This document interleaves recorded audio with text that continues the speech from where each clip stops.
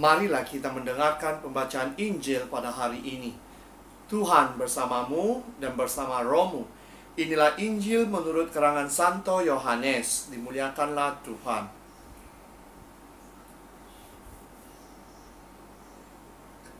Ketika hari sudah malam pada hari pertama minggu itu, berkumpullah murid-murid Yesus di suatu tempat dengan pintu-pintu yang terkunci karena mereka takut kepada orang-orang Yahudi. Pada waktu itu datanglah Yesus dan berdiri di tengah-tengah mereka dan berkata, "Damai sejahtera bagi kamu." Dan sesudah berkata demikian, ia menunjukkan tangannya dan lambungnya kepada mereka. Murid-murid itu bersukacita ketika mereka melihat Tuhan. Maka kata Yesus sekali lagi, "Damai sejahtera bagi kamu. Sama seperti Bapa mengutus aku, demikian juga sekarang aku mengutus kamu." Dan sesudah berkata demikian, ia mengembusi mereka dan berkata, "Terimalah Roh Kudus. Jikalau kamu mengampuni dosa orang, dosanya diampuni. Dan jikalau kamu menyatakan dosa orang tetap ada, dosanya tetap ada." Demikianlah Injil Tuhan. Terpujilah Kristus. Saudara dan saudari yang seiman dalam Yesus Kristus, pada hari ini gereja kita merayakan hari Pentakosta, hari di mana gereja dilahirkan, di mana para pengikut Yesus melalui kuasa Roh Kudus yang dicurahkan ke dalam diri mereka telah menyebarkan kabar gembira kepada semua orang. Dan inilah masanya di mana gereja telah didirikan. Jadi di dalam Pentakosta pada hari ini ada dua perkara yang harus kita ketahui yang diberikan kepada kita yang juga percaya akan Yesus, yaitu pertama, damai sejahtera. Seperti mana dia mengatakan kepada pengikut-pengikutnya, "Damai sejahtera bagi kamu." Dan yang kedua, mereka telah diberikan kuasa Roh Kudus. Mereka telah dihembusi kuasa Roh Kudus, agar melalui kuasa Roh Kudus itu mereka dapat bersaksi. Mereka dapat menyebarkan kasih Yesus kepada semua yang percaya akan Dia. Dan sekali lagi, kita juga mendengar di dalam Injil pada hari ini bagaimana Yesus memperlihatkan luka-luka yang ada di lambungnya. Dan apabila murid-murid Yesus melihat luka-luka itu, mereka bersukacita karena mereka melihat Yesus hadir di tengah-tengah mereka. Dan ada 3 perkara penting yang dapat kita pelajari melalui Injil pada hari ini. Pertama, apakah maksud luka-luka yang Yesus tunjukkan kepada murid-muridnya? Luka-luka itu berarti adalah luka-luka Yesus. Hati Yesus masih terluka.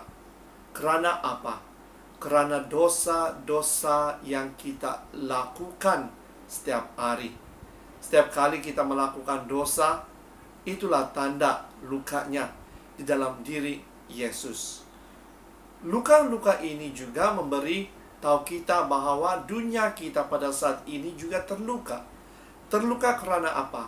Kerana sikap kita. Sikap kita yang tidak menjaga alam sekitar.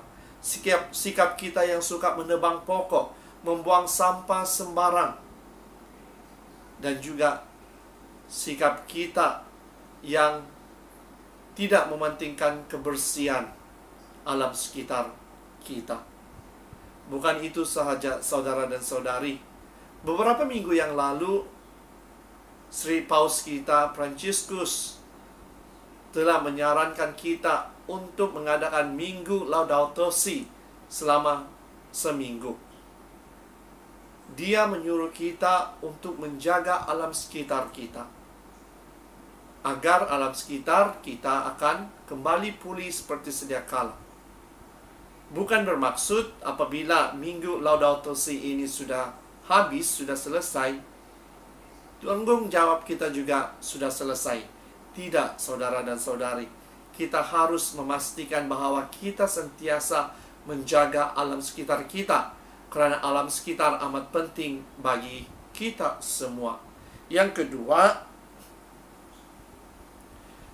luka-luka itu bermaksud bahwa kita sebagai pengikut-pengikut Yesus tidak mendengarkan bisikan Roh Kudus yang ada di dalam diri kita. Malahan kita menutup telinga kita, menutup hati kita untuk melakukan kebaikan, untuk melakukan apa yang disuruh kepada kita. Inilah maksud luka-luka itu. Dan yang ketiga, kehadiran Roh Kudus yang diberikan kepada kita pada hari Pentakosta ini menyadarkan kita supaya kita membuahkan hasil melalui tindakan kita, melalui perbuatan kita, percakapan kita. Karena saya percaya melalui kuasa Roh Kudus itu yang berkarya di dalam diri kita, kita dapat bersaksi demi Yesus. Dan melalui kesaksian kita itu, kita membuahkan hasil. Dan hasil itu adalah orang percaya dengan apa yang diperkatakan oleh Yesus melalui diri kita. Jadi saudara dan saudari, marilah sekali lagi kita berdoa agar hari ini, hari Pentakosta, di mana Roh Kudus itu diberikan kepada kita, kita dapat bersaksi. Kita dapat menggunakan talenta, bakat-bakat kita untuk memuji dan memuliakan Yesus. Seperti mana di dalam pembacaan pertama pada hari ini, bagaimana pengikut-pengikut Yesus selepas mereka menerima kuasa Roh Kudus itu dapat berbicara dengan pelbagai bahasa. Jadi, marilah kita pada hari ini memohon agar Tuhan hadir dalam diri kita, menggunakan diri kita untuk menjadi saksinya, dan menggunakan segala bakat-bakat yang ada untuk memuji dan memuliakan namanya. Sekali lagi saudara dan saudari, marilah kita terus berdoa agar Tuhan akan memberkati kita. Dan Bapa, Putra, dan Roh Kudus.